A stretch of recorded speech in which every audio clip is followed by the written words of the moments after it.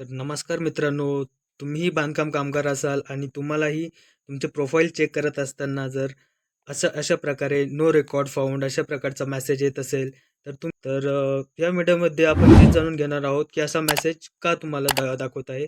तर यामागे 2 कारणं आहेत आणि ते आपण या व्हिडिओमध्ये बघणार आहोत. तर सर्वात प्रथम तुम्हाला या MBOCW या बांधकाम कामगार मंडळाच्या ऑफिशियल वेबसाईटवर यावं लागेल.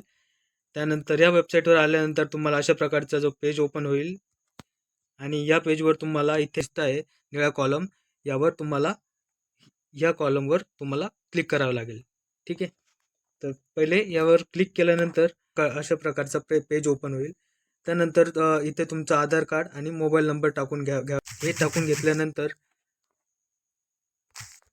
तुम्हाला प्रोसीड टू फॉर्म अशा प्रकारे इथे क्लिक करावं लागेल आणि अशा प्रकारे केल्यानंतर तुम्हाला असा मेसेज येत असेल, नो रेकॉर्ड फाउंड.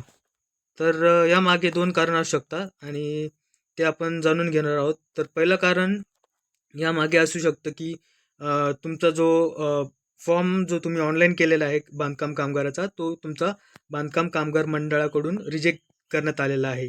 आणि दुसरं कारण म्हणजेच तुमचा जो हा मोबाईल नंबर जो असतो OTPसाठी दिलेला, तो कदाचित तुमचा न वापरता दुसऱ्यांचा वापरला गेलेला आहे. तर हे 2 कारण यामागे असू शकतात आणि ते